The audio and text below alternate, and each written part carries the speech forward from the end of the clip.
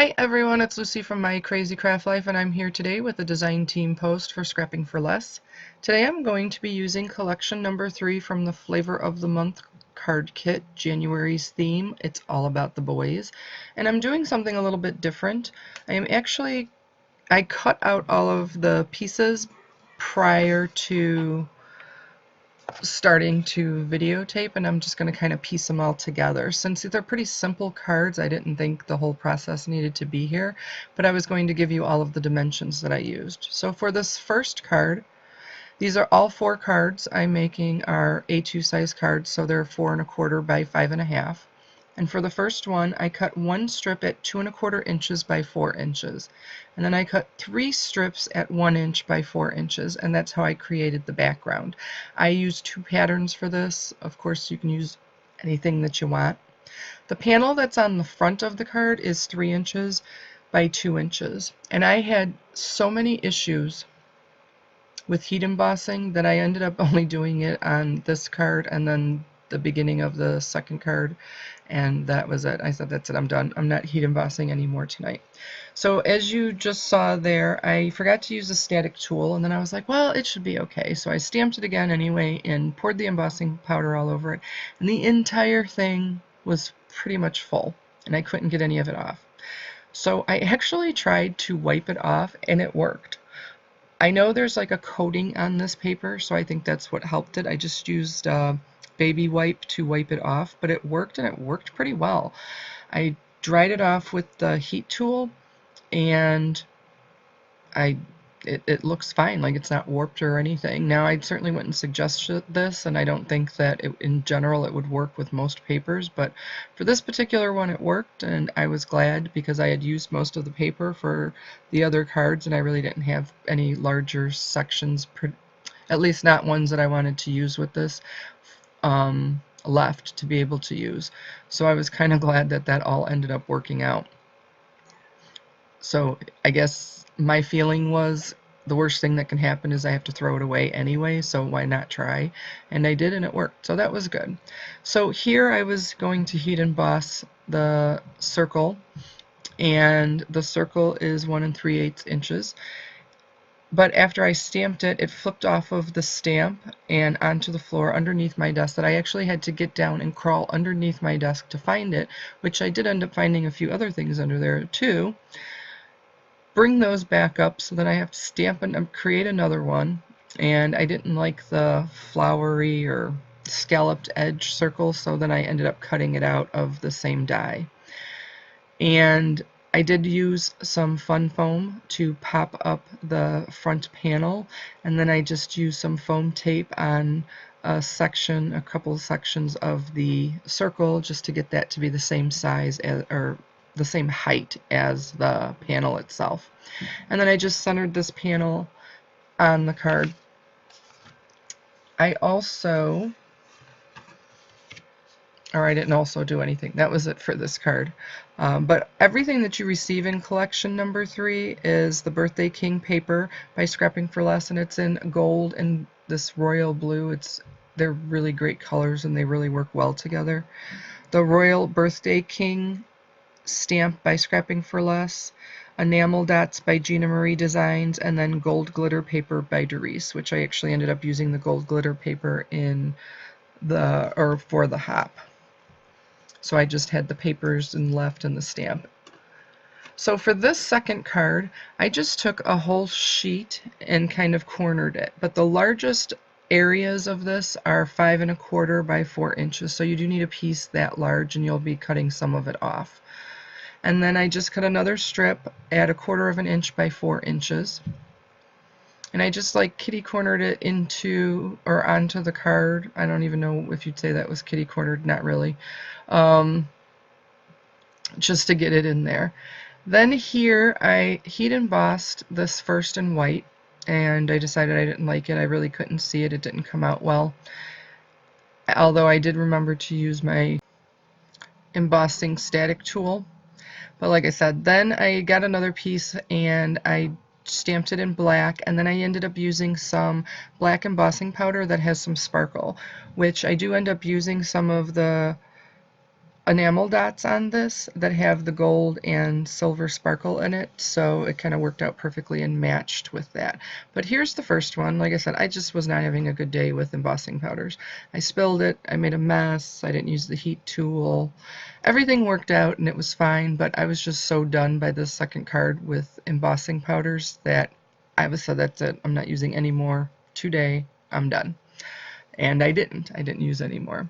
But this strip, like I said, I cut it down to this about 7/16 of an inch, stamped the sentiment on there, and then just cut it down to the size I wanted, the 2 3/4 after I heat embossed it, and then just bannered it out, or fishtailed it to create that banner.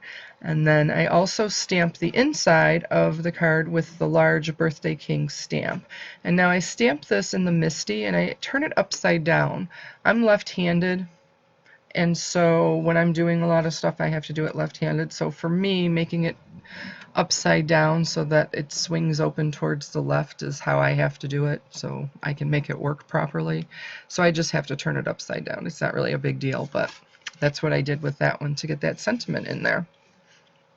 And then, like I said, I will jump in and put those enamel dots on there. The only other thing that I used from this kit to create these 4 cards were a couple sequins from the banana split level. At the very end, or the very last card, I do put a couple sequins on there. I don't know, I know everybody has those days where everything you touch just seems to go wrong and nothing is going the way that you want it, but like I said, it was just, I had to just finally laugh about the entire situation with the embossing powder, because like I said, every single thing that I touched was just bad. That's all I can say, it was just bad. So number 3 card, I cut out a panel that was 2.5 by 4 1/4 inches. I cut out a strip that was a 1/2 inch by 4 1/4 inches, and then another one that was 1/4 of an inch by 4 1/4 inches, and that's going to kind of create the back panel. Then the panel that's on the front is 3 1/4 inches by 2 3/4 inches, and then what's on top of that, where I'm stamping right now, is 3 inches by 2.5 inches. So that size will fit that stamp nicely. And then I just layered that up on top of a piece so that the gold just kind of floated around the edges of it. And I used some I used a craft card base for this one. I really like the craft card base, but if you notice, I had stamped the Birthday King sentiment on the craft paper like 3 times, and I noticed for a lot of craft papers, I think they're more porous than the white paper, and they seem to absorb the ink more. So you definitely, when you're stamping with craft paper, a lot of times you definitely want to make sure that you're using some type of stamping tool so that you can stamp over it multiple times, because I do notice that a lot with craft papers, that the ink just absorbs really quickly in there, and the stamp isn't as crisp as, well, at least as I wanted it to be. So to finish this card off, I create one of the circles with just the stamped image of the crown, and then on the and I stick that on the inside along with the stamp that says King for the Day. And that is it for my 3rd card. My 4th card, I create kind of an entire background panel, but I do it in 3 different pieces. So I cut 2 2.5 by 4 inch pieces, and then I cut 1/4 of an inch by 4 inch strip, and that's going to kind of create that entire back panel. The top panel is 3.5 by 3 inches, and then on top of that, where I stamped and I put the sentiment, is 2.5 inches by 2 inches, and then the banner that's there is 2 inches by 7/8 of an inch. So for this, after I got everything kind of figured out what exactly I was going to do with it, I took the Crop-A-Dile and rounded out the edges, but only on the opening portion of the card. So the 2 corners on the side that opens for the card, and then on both of the pieces that were on the front panel or on the top panel, I end up sticking or using the crocodile on those. And then, like I said, I stamped the image of the crown and king for the day, and then I just used a couple of the sequins. Like I said, the sequins were the only thing that I used outside of collection number 3. I just wanted that all to be centered since it was exactly an inch difference. I wanted a half an inch all the way around. And then I also wanted to make sure that it was centered on the card. So I just kind of lined everything up there. I just, like I said, fishtailed that banner, and I was kind of playing around back and forth which way I wanted it, and I decided I liked it on that side better. I pop on those couple sequins, and that is it for this card. So those are all 4 of my cards. I had a lot of fun with this kit. Like I said, I was really excited to get a masculine kit all about the boys. I have a lot of boys in my life that I have to make cards for, so I was glad about that. And I like the fact that these are quicker cards. You know, sometimes you just need those quick cards that you can use in a pinch that maybe doesn't have to be the most extravagant card or super specialized for a person. Sometimes you want a nice card that you created for somebody, but it doesn't necessarily have to be that big of a deal as far as what you're doing with it. And I like these because they were super simple just to piece everything together. So I hope you enjoyed this. If you jump over to Scrapping for Less, you can still pick up one of these awesome kits. And I hope you enjoyed this. I hope everybody has a great day and take care.